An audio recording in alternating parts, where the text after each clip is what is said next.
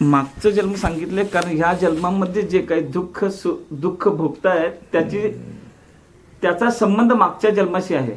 म्हणजे मागच्या जन्मामध्ये त्यांच्या ज्या हातून घोर चुका झालेल्या आहेत त्या त्यांना दाखवून द्यायच्या होत्या.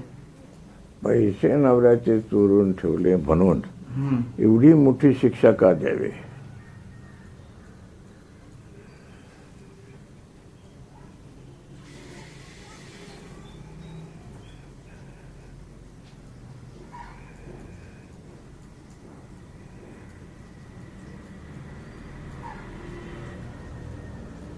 कारण ते त्याच्या हातून घडलेलं पाप आहे आणि त्या पापाचं प्रायश्चित्त ते भोगावंच लागतं.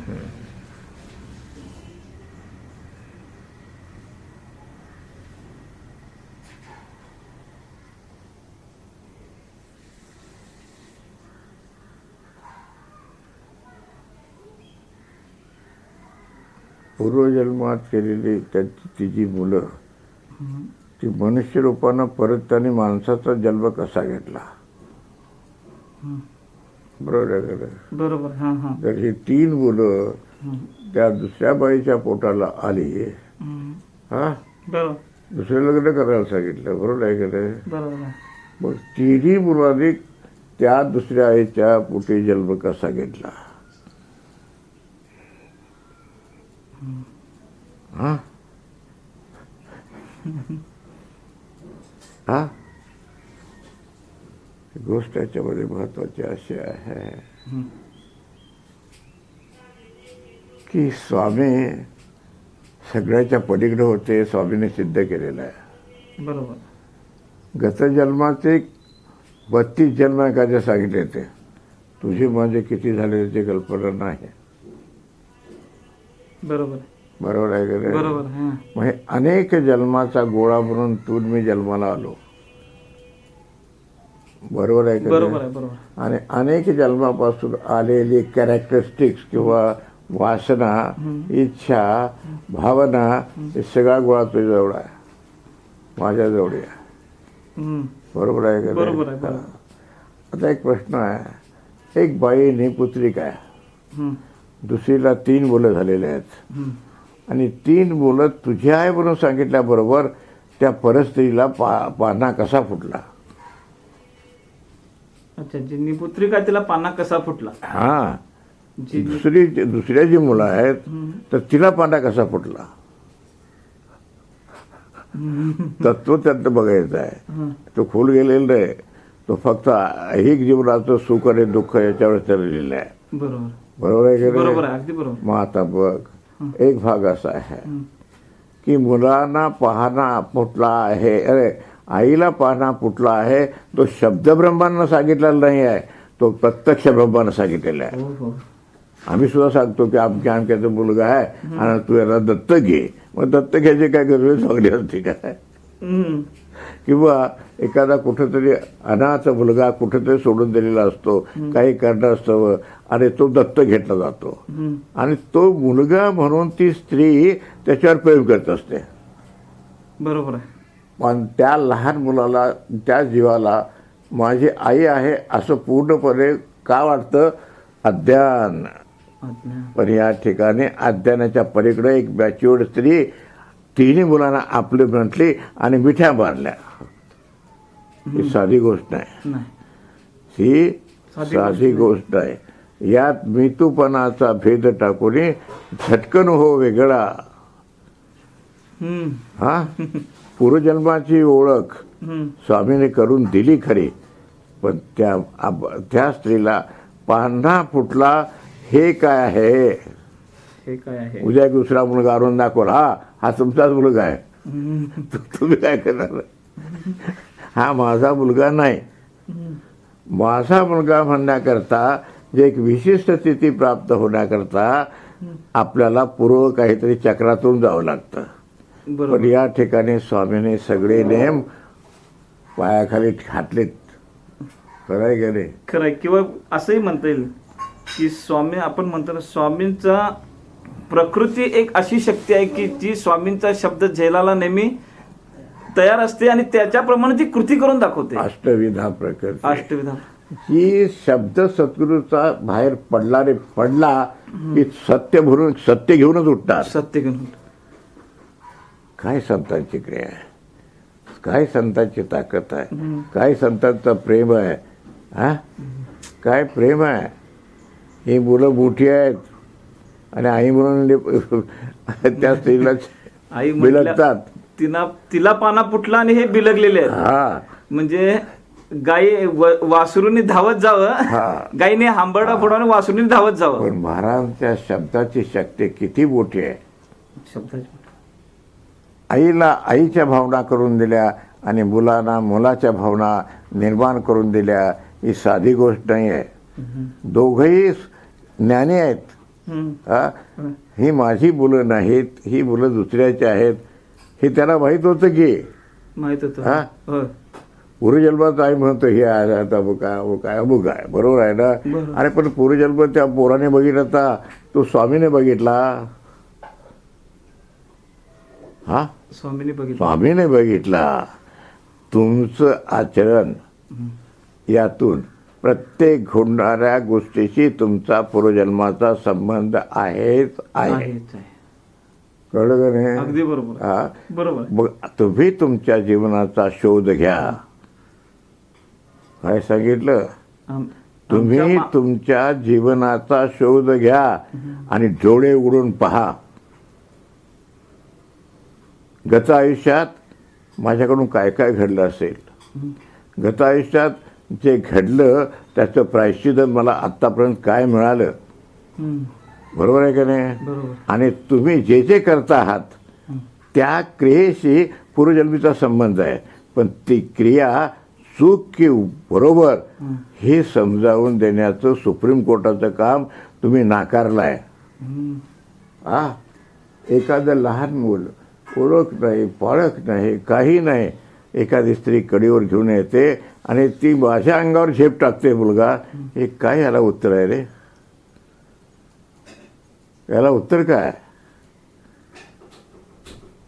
या प्रश्नाचं उत्तर हेच आहे. एकाच्या बंगल्यात गेलो होतो, फिरत होतो 11 वाजता. एक मारण्यात मुलगा झोपलं होतं. हे आमच्या मुलगा तरी आपलं सांगितलं. मी आपलं सहजपणे ओम म्हटल्याबरोबर त्यानं डोळे उघडले आणि खुनकळ हसलं. कळलं की नाही. बरोबर. हे पूर्वजन्मीचे संबंध आहेत. काय. हा, राधाची मुलगी घरात प्रसव आल्यानंतर त्याला कावरी बावरी झाली. आपण कुठं आलोय, काय आलोय. माझा अगदी बारीक लक्ष येतो बरं का. हा, तिला मग ते असे कपडे वरती फेकून दाखवलं. म्हणजे ती लहान असताना खेळत होतं ना, पंख्याच्या बाजूला फेकायचं, तिनं घ्यायचं, माझ्या हातात टाकायचं. एक लहानसा प्रसंग होता. म्हटलं हिला आजारी वाचेल का, हे तर बघूया.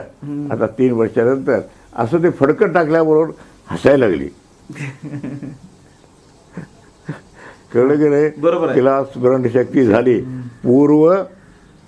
पूर्वीच्या दिवसाची 1 वर्षाच्या आत म्हणा, 1.5 वर्षाच्या आत म्हणा, ही स्थिती त्या लहान मुलाला 3 वर्षाच्या कशी प्राप्त झाली. काय. कळलं का रे. म्हणजे ते स्मरण करून देणारा भगवंत आणि त्या मुलीशी माझ्या पूर्वजन्माचं नातं काय हे मला सांगता येणार नाही. पण नातं आहे हे निश्चित. काय. बरोबर आहे ना. थोड्या वेळात ती उठली आणि मी कॉटवर पडलो होतो. काटवर येऊन पडलो तर ती आली, तिनं मुंडकं टाकलं माझ्या छातीवर आणि मी थोपटायला लागलो. शांतपणे बसली. हा, आणि माणसाचा स्पर्श सुद्धा माणसाला कोणत्या प्रकारचा आहे कळू शकतं. बरोबर. काय बरोबर. शब्दानं जर एवढं मागच्या जन्मीचं ज्ञान होतं किंवा जर स्मरणशक्ती जी आहे, स्मरणशक्ती जर लगेच अस्तित्व दाखवते तिथं, ते दाखवते. म्हणून मला आठवते साहेब, आपण ती जेव्हा 2-3 महिन्याची होती ना, तेव्हा ती रात्री रडायची. आपण सकाळी तिथं जमलो ना की ती जरा रडायला लागली की तुम्ही उठून आत जायचा आणि ओम ओम म्हणतच जायचा.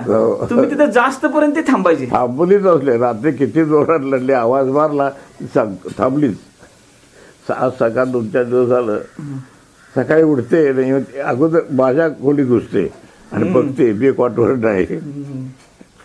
म्हणजे काय तयारी असते ही उपजत दिलेली देवानं शक्ती जाणणाऱ्यालाच कळणार आहे, जाणणाऱ्यालाच कळणार आहे. कारण महाराष्ट्राचे विकार सात्विक अगर विकारी हे हे त्या व्यक्तीच्या डोळ्यातून प्रगट होत असतात. हा माझा अनुभव आहे. काय समजलं? हा माझा अनुभव आहे. डोळ्यातून प्रगट हा म्हणजे माणसाचा भाव. हा आता एक व्यक्ती आली XYZ बसलेली आहे समोर, मीही बसलेलो आहे, माणसंही बसलेत, पण एक ठराविक व्यक्तीविषयी माझी दृष्टी आणि त्या व्यक्तीची दृष्टादृष्ट झाल्याबरोबर आतले रंग दिसायला लागतात. बाह्य रंगावरून आतल्या रंगात घुसणं ही सुद्धा परमेश्वराची देणगी आहे.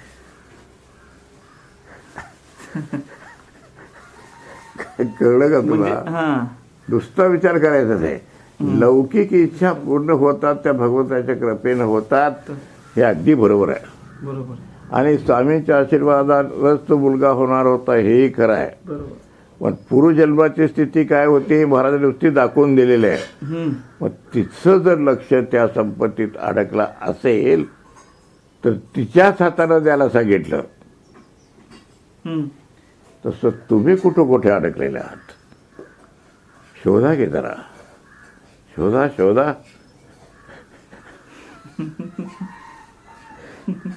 मगाशी म्हटलं की नवीन माती उकरू नका. तेच दाखवलं महाराजांनी. बरोबर तोच प्रसंग दाखवला. अगदी फिट झाला. जुनी माती उकरू नका, नवीन खड्डे काढू नका. तर हा जुना खड्ड्यामध्ये तिनं अंडा पुरून ठेवला. अंडा पुरला आणि तो उकरल्यानंतर मिळाला. महाराष्ट्राची शुल्लक इच्छा अगर वासना हे कुठंपर्यंत जाते, आणि ती वासनाच त्याला पूर्वजन्मातून दुसऱ्या जन्मात ढकलते. मग तो जन्म कुठला असेल आणि कुठल्या योनीमध्ये होईल हे सांगणं फार कठीण आहे. हे सांगणं फार कठीण आहे. कृष्ण सरस्वतीच्या महाराजांच्या चरित्रात एक गोष्ट आहे बघ. एक विधवा स्त्री असते, तिला महाराज सांगतात तू स्मशानामध्ये जाऊन सांग. होय होय होय. बरोबर आहे. होय होय होय. आणि सांगतात की तू घाबरू नकोस. एक कुत्री तुझ्या बरोबर. नाही, माझी कुत्री तुझ्या, तिचं काय तर नाव असतं रे. होय होय. कुत्री एक बरोबर असते. ती कुत्री तुझं संरक्षण करेल. तीही जाऊन राहिली बाजारीत. बरोबर. हा सद्गुरूवरचा विश्वास आढळ असेल तरच हे घडणार आहे, नाहीतर कदापि घडणार नाही. काय सांगेल तुला? सद्गुरूवरचा विश्वास आढळ तो कुठल्याही स्थितीमध्ये कमी जास्त होता कामा नाही. कळलं का रे? बरोबर. आता यानं जे हे केलेलं आहे तो फक्त महाराजांच्या संकटाविषयी बोलतोय. नाही, महाराजांच्या नाही, लोकांच्या संकटाविषयीच. म्हणजे तुम्हाला जे पाहिजे ते खेळणं टाकायचं आणि सुखी करायचं. बरोबर आहे. बरोबर. मुलगा तेजस्वी म्हणून सांगितलं, पण गुणी होईल म्हटलेलं असं म्हटलेलं नाही महाराजांनी. गुणी होईल म्हटलेलं नाही. किंवा दुसरी गोष्ट, तिचा मागच्या जन्मामध्ये तिसऱ्या मुलाच्या जन्मानंतर ती मरण पावलेली आहे. हो ना, अगदी बरोबर. आणि ह्या जन्मामध्ये तिला दारिद्र्य आलेलं आहे. त्याचा काय संबंध आहे की त्याची शेवटची वासना आणि या जन्मातला भोग. बरोबर आहे. असा प्रारब्धामध्ये काटकऱ्यांना किती पैसे म्हणून द्यायचे हे महाराजांनी अगोदरच गणित केले असते. हा, बरोबर आहे का नाही? तेवढे पैसे दिले तरी काटकर जर त्याचं जर समाधान झालं नाही तर त्याच्या दुःखाला तो कारणीभूत आहे. स्वामी आहेत, स्वामीने तुझी भाकरीची व्यवस्था केली आहे, पण मी माझ्या चैनीकरता कर्ज काढत बसलो आणि ते जर लोकांचं परत केलं नाही तर तुझाच जन्म कसा होईल रे? म्हणजे पैसा हा जरी प्रारब्धानं मिळाला तरी आम्ही हवे नकोपणानं आम्ही ते उडवून घेतलेलं आहे. म्हणजे त्याचा अर्थ असा आहे की तुम्ही वासनेला स्वतःच्या ताब्यात ठेवलेलं नाही.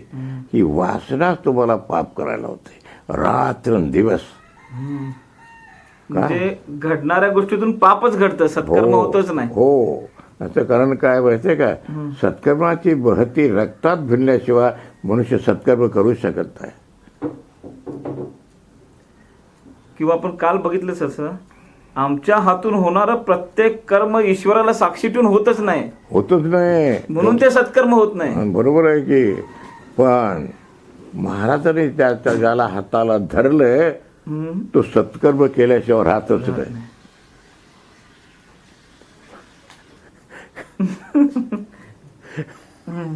आता कुठं आलो आपण? पूर्वजन्मापासून या जन्मात आलो. पूर्वजन्मामध्ये या जन्मात आलो.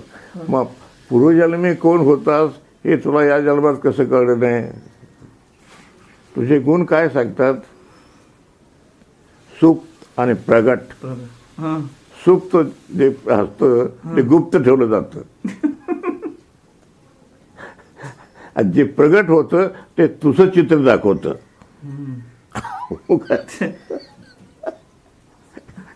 प्रगट कुठले गुण होतात? ज्या गुणांचं, ज्या विषयाचं चिंतन आम्ही करतो तेच विषय प्रगट होतात ना. तेच बरोबर आहे. तुझ्या चित्तात कुठले कुठले विषय घुसतात? बाह्य वस्तू पाहिल्यानंतर पडद्यावरचं काल तुम्हाला उदाहरण दिलं झालं. जर पडदा तुमच्या वासना जागा करत असाल तर तुम्ही माणूस आहात का कोण आहात? हा, याचं कारण असं आहे की जे दिसतं ते तुम्हाला वासनेच्या रूपाने घुसतं आणि एकदा घुसलं की ते घेऊन बाहेर पडत. पण या सगळ्या क्रिया काही सेकंदात, काही मिनिटात होतात. एक XYZ व्यक्ती आले, काय सांगतो तुला? अरे मला म्हणाले, स्वामीने मला दृष्टांत दिलाय की कोल्हापूरमध्ये माझा मुलगा आहे, तो तुला मंत्र देईल आणि त्याच्याकडे जाऊन मंत्र घे. मी जरा चकित झालो, माझाही विश्वास बसला. ठीक आहे म्हटलं, बघूया काय काय होतं.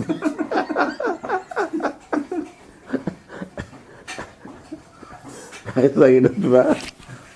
कोल्हापूरमध्ये माझा मुलगा, तू त्याच्याकडून मंत्र घे. आम्ही जरा 2 दिवस हाताल बघतच होतो. तरी माझी उठली, तर माझी दृष्टी फार वाईट आहे बरं का. काय सांगतो तुला? वाईट नाही, सावधानतेची आहे. सावधानतेची आहे. वाईट नाही. 10 महिने मी हॉटेलमध्ये राहते आणि मला तुम्ही सेवा करायचा संधी द्या. अरे चमारे हे बोलतो. अरे चमारे म्हणलं काहीतरी हाय, काहीतरी हाय. नुसता संशय आला. कदाचित तो संशय खराही असेल आणि खोटाही असेल. बरोबर आहे की नाही? हा, मला थोडंसं धरायला प्रयत्न केला. धरल्याबरोबर त्या व्यक्तीने माझा आपला हात खांद्यावर टाकला. मी चटकन तिला म्हटलं, अरे तू हाया वसात कशाला अडकतेस? पहिला तोला तू चैतन्यात अडक. स्वतः ती डॉक्टर होते. डॉक्टर असून हा, एवढंच का, पण त्या उभऱ्याच्या पलीकडे सुद्धा येऊन खांद्यावर आठवण, हात बाजूला ठेव, हात बाजूला ठेव. जरा रागवलो. काय समजलं? समजलं. पहिल्या वर्षी त्या व्यक्तीनं मला 1100 रुपये गुरुदक्षिणा म्हणून पाठवले. मी मगेला सांगितलं, हे पैसे माझे पैसे त्या मनी ऑर्डरला घाल आणि हे पैसे परत पाठव. ते सगळे पैसे परत पाठवून दिले. नकार आणि होकार 2 व्यक्तीमधला एकमेकाला पूरक असतात. कळलं का रे? पण नकार द्यायचा झालं तर तो धैर्यवानच पुरुष लागतो. मोहाला नकार द्यायचा झाला तर शेवटी मोहच माणसाला फसवतो, जीवनाचं मात्रे करून टाकतो. अक्षरशः काय समजलं? मोहच माणसाच्या नाशाला कारणीभूत आहे. हा किंवा हा आपण कोणत्याही वस्तूकडे पदार्थाकडे बघताना कुरकुर येतं. आमचा आणखी कोण आले? आपलेच लोक जेव्हा दृष्टीचा विषय किंवा दृष्टीच्या मागची जी इच्छा आहे हा ती जर एकच असेल तर ते कार्य होऊन जाणार. असं किती बरोबर. एक म्हणण्यापेक्षा एकमेकाला पूरक, एकमेकाला पूरक. म्हणजे दुसऱ्याला हाक मारल्याबरोबर मी ओढ देऊन जाणं हे पूरक झालं. होय होय. मी अगोदर विचार केला नाही की हे हाक मारणारी व्यक्ती काय तऱ्हेनं हाक मारते. बरोबर आहे का नाही? बरोबर. मग या ठिकाणी दोघंही गुन्हेगार आहेत. काय सगळं झालं? म्हणजे अशा वेळेला अशा परिस्थितीमध्ये आमचा कॉन्शियस काही कामच करत काम नाही. करत नाही. कॉन्शियस काहीच काम करत त्याचं नाही. कारण असं आहे, बुद्धीवर झाकण येतं विकारांचं.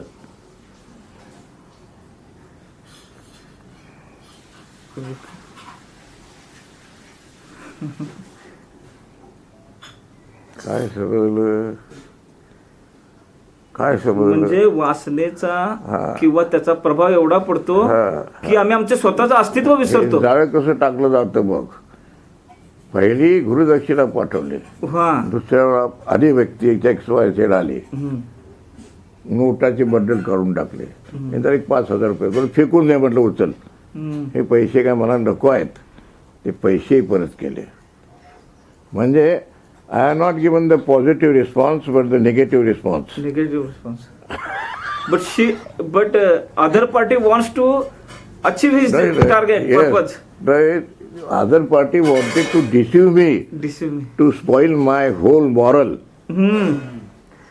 And the medium they chose is totally म्हणजे टेम्पटेशन. temptation. हे वाघाला जसं टेम्पटेशन लावतात ना, तसाच प्रकार आहे. हे 2 स्टेजेस झाले. तिसरी स्टेज अशी आली, XYZ त्यांच्या बरोबर XYZ होतं कोणतरी. माहिती.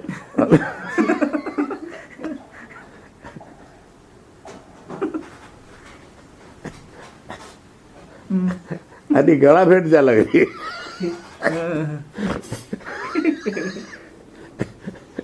आणि ती गळाभेट सगळ्यांच्या हुजरात आहे की नाही. मी म्हणतोय मातोश्री काय चाललंय, हे काय चाललंय, तुम्ही शुद्धीत आहात काय? समजलं का? लक्षात आलं. जितके प्रयत्न करायचे तेवढे झाले. हे गुरु शिष्यत्व पत्करलं खोटं, पैसे पाठवून दिले खोटे, खोटे. हा, आणि वृत्ती वेगळीच. या ठिकाणी एक महत्वाचा भाग असा आहे, तो म्हणजे मोहाला लात मारण्याची शक्ती तुमच्यात जर निर्माण झाली नाही तर तुम्ही प्रत्येक मोहाला बळी पडणार आहात. हा अनुभव तुम्हाला का सांगितला की टेम्पटेशन. हा, त्याचप्रमाणे आपण नुसत्या लोकल त्यानं म्हटलं ते बरोबर आहे, पण महाराजांना पूर्वजन्म सांगायची गरजच काय होती? दाखवायचं होतं की जे केलं, जे पेरलंस त्याच फळ तू भोगतोयस. मला वाटतं कुठले एक काहीतरी जांभेकर महाराजचा एक महान भक्त होता. त्या बाईची मुलंच जगत नव्हते. सगळे उपाय केले आणि शेवटी जांभेकरांच्याकडे आले. मग जांभेकरने इतिहास सांगितला की किती तू वाईट गोष्टी केल्यास, एका नागाला मारलंयस आणि तो नाग तुझ्या वशातला आहे आणि त्यानं तुला शाप दिलाय. आणि मग त्यानं महाराजाने सगळं ते पापातून तिला काढलं आणि मुलगा झाला. पण संतच हे करू शकतात, नाहीतर कोणीही करू शकत नाही. मग एवढी तरी संतांची महती असली तरी तुम्ही किती टक्के सेवा करता आहात?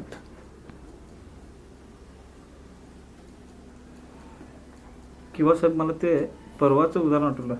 तुम्ही 3 तास हॉस्पिटलमध्ये जायचं कारण काय होतं? किंवा तुम्हाला हॉस्पिटलमध्ये 3 तास तिथे जावं लागलं, तिथे बसावं लागलं, ह्याचं कारण काय? कारण असं होतं बघ, सांगू का तुला? ठराविक व्यक्तीविषयी आम्हाला आपुलकी वाटत नाही आणि ठराविक व्यक्तीशीच आपल्याला आपुलकी वाटते.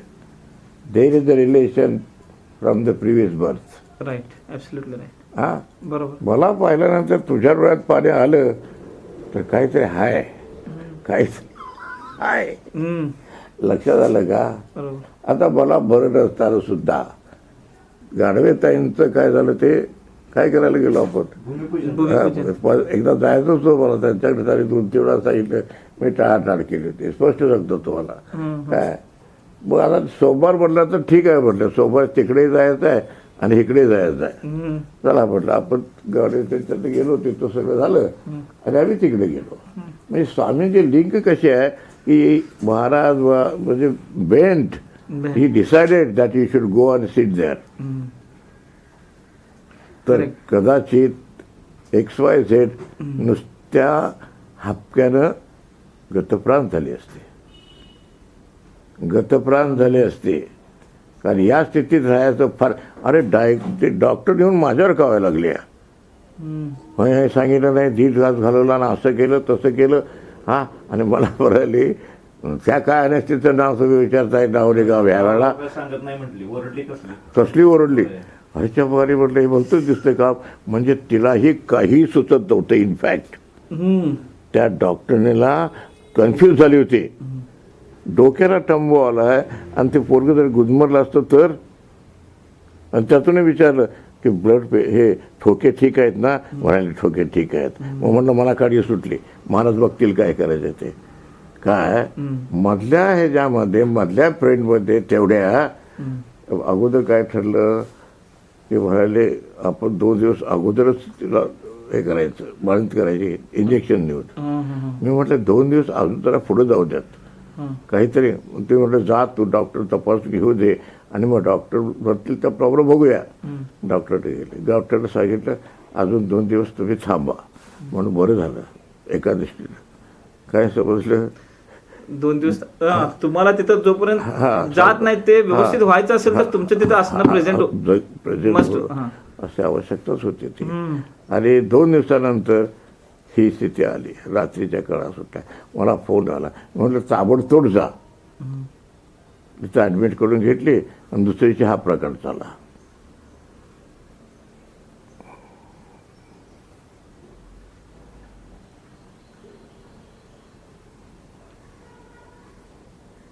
काय समजलं, काय समजलं. म्हणजे त्यांचा जसा भाव होता, तिचा एक भाव होता की ह्या अडचणीच्या वेळेला मला स्वामी सोडवतील आणि तुम्हालाच तिथं दुसऱ्या दिवशी म्हणजे तुम्हालाच ते कार्य करायसाठी जायचं होतं तिथं. She has forgotten her own husband, पण she was expecting me that I should be there. Correct, that's reacts. हां, these relations are not of this age. These are came together through the past. सगळ्यांच्या बाबतीत असं होणं शक्य नाही, हे सांगतो तुला. नाही होणार. काय नाही नाही, पण तसं बघितलं ना हां, तर राईट फ्रॉम डे फर्स्ट म्हणजे कुठं लग्न ठरल्यापासूनची व्यवस्था जर बघितली, तिचं लग्न जेव्हा ठरलं ना तेव्हापासूनच जर बघितलं, विचार केला ना, तर तेव्हापासूनची तिचा विश्वास म्हणा किंवा आपलं ऍक्टिव्ह पार्टिसिपेशन हे होतं की ते स्वामींचं कार्य आणि ते तिने तिचं व्यवस्थित व्हावं हाच हेतू होता ना पहिल्यापासून. अर्थातच. कमालीच्या बाहेर सद्गुरू विश्वास असावा लागतो. कळलं का.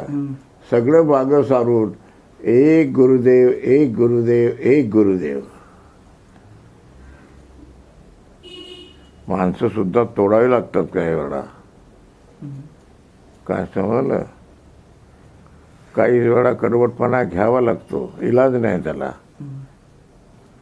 समजलं का. बरोबर आहे. आणि ही जी नाते असतात ती पूर्वजन्माची नाते असतात. Who knows what. खरंच आहे. पण कुठं नाही कुठंतरी एकाच धाग्यात ओवलेले मने केव्हा तरी एकमेकाला भेटतात किंवा स्वामी भेटवतात आणि ते कार्य करून घेतात. काय समजलं. ती जी स्त्री होती तिची बहीण हम्म. आणि यांचं थोडंसं घासत होतं मटण खाण्यामुळं. ती म्हणायची मटण खाऊ नका, ती मटण खायची. आणि त्यामुळं सगळे नातेवाईक यांच्या विरुद्ध, कारण मटण खात नाहीत. त्या बारी धरूच्या कुठली दृष्टीनं काय माणसाचं शुल्लक बरं असतं हेच मला कळत नाही. हा काय कळलं? एका क्षुल्लक वाचण्यासाठी किंवा एका क्षुल्लक गोष्टीसाठी सगळे नातेवाईक तोडतात. नातेवाईक तोडतात. नातेवाईक रक्ताचे संबंध तोडतात हो असं. हो हो हो. हा. मग कळलं का हम्म. पूर्वजन्म काय असतो पूर्वजन्म हे तुम्हाला आत्ताच आत्ताच कळवा आणि आत्ता पुढच्या जन्माची तयारी करा. आणि ती अशी तयारी करा, त्याच्यामध्ये अशी पेरणी करा की त्यातून अभ्यासाचं झाडच उगवलं पाहिजे. काय समजलं? म्हणजे आता जो जो काही वेळ मिळतो जो काही चान्स नो चान्स. आता प्रत्येक आता जन्मात आम्ही तडफडत घेत आलोत जन्म. पण हा एक संधी अशी आहे की ज्या ठिकाणी स्वामी आणि तुम्ही अभिन्न व्हाल.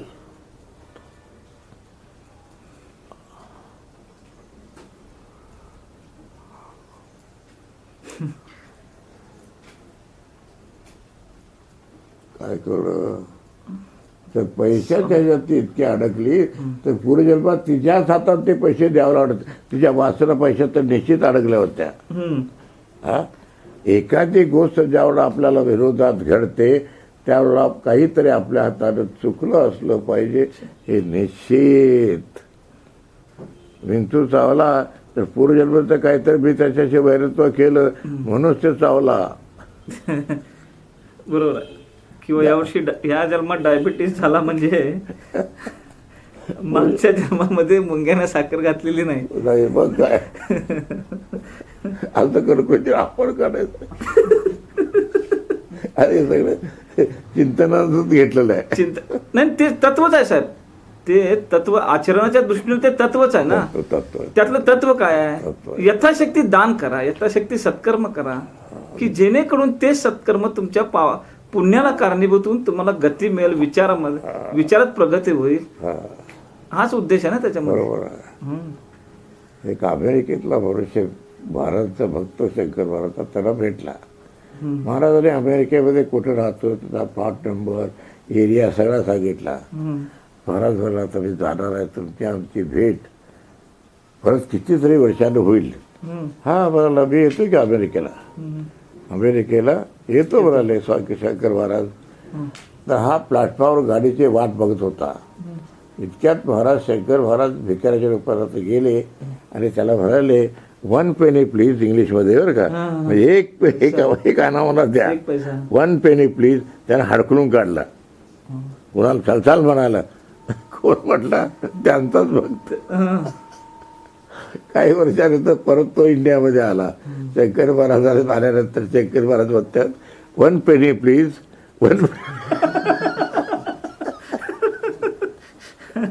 मग त्याला ओळख करून द्या. प्लॅटफॉर्मवर तो उभा राहता. मी तुझ्याकडे एक पैसा मागितला तर तुम्हाला हागळून काढलं.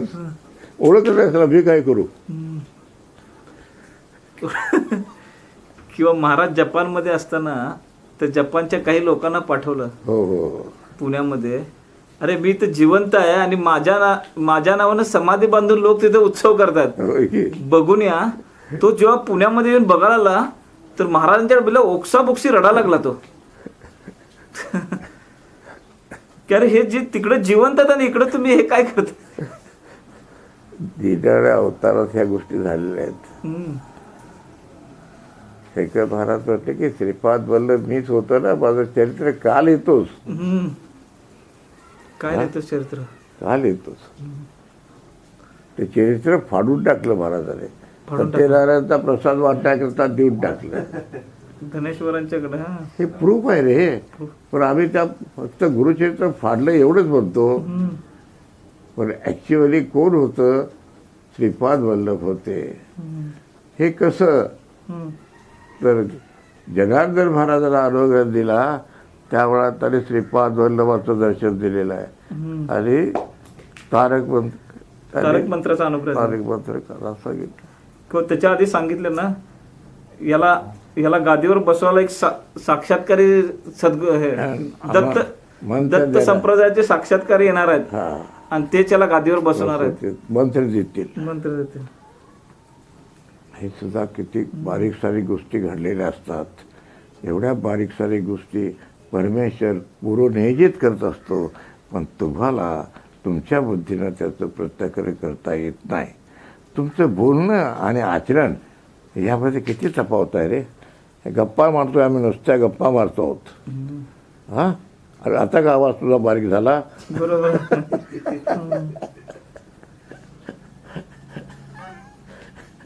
काय करणार का तुला, काय करणार.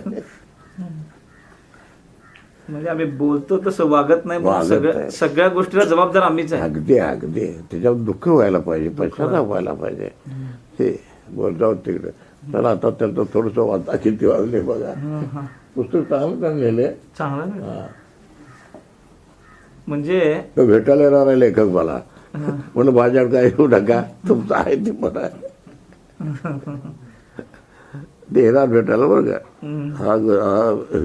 ते येणार एवढं खरं. आणि ते बरोबर प्रवचन इथं ठेवूया. आता काय इथं प्रवचन ठेवणार आपल्याकडं, वेळ कुठं आहे. किती वाजले बघ. म्हणजे आजच्या प्रवचनाचं जर सार म्हटलं तर जुनी माती उकरू नका, नवीन खड्डे काढू नका. अरे खड्डे काढण्याचा अर्थ असा आहे की तुम्ही स्वतःचं पिरॅमिड तयार करू नका. पिरॅमिड काय येतं ते काय म्हणतात त्याला, आपण मेल्यानंतर आपण प्रतीक म्हणून बांधतो ना, काय ते थडगं रे. हा थडगं बांधू नका. मरण्याच्या अगोदर थडगं बांधायला चाललंय. नाही का. टिंबर मार्केटवर आपली जागा दाखवली, मला इथंच थडगं बांधायचं आहे. अरे वा.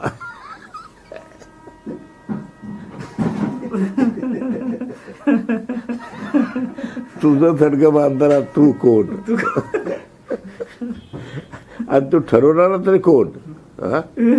ठरवणारा तरी कोण. आता ते कोण बरं काय ते कुठे त्या बाई आहे त्या पुण्याच्या अभ्यंकर ते कुठेतरी दुसरीकडे ठेवला. आपण परप्रांतामध्ये कुठं होतं, दिल्लीला का कुठं ते, आणि तिथंच त्याने ठेवला. छातीत दुखला सगळं झालं, तिथंच खलास झाले. समजलं का. तर ते प्रेत आणण्याकरता त्यातनं त्या मला वाटतं उत्तर प्रदेशात वाटतं कुठं तरी, पण परवानगी घ्यायला लागली.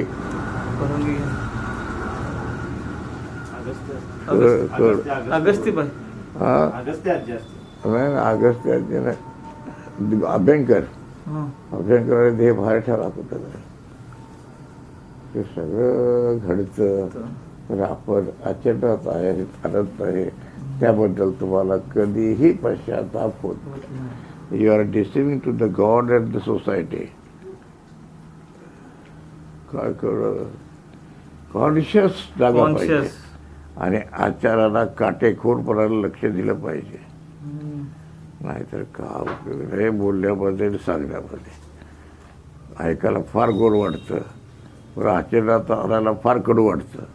काय सांगितलं नाही. पण असं असेल तरी साहेब विचार हा होतोच. ऐकल्यानंतर विचार हा होतोच. हे काय फुकट जात नाही. विचार होतोच की जेव्हा जेव्हा तसा प्रसंग आमच्या समोर येईल तेव्हा करायचं काय नाही हा बुद्धीनं मात्र विचार होतोच. चांगलं काय आणि वाईट काय. बरोबर. वाईट कडे जातो ही गोष्ट वेगळी, पण विचार होतो चांगलं काय वाईट.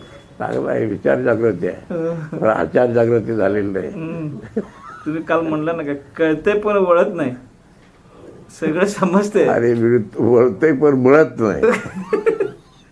कणिक मळली पाहिजे ना.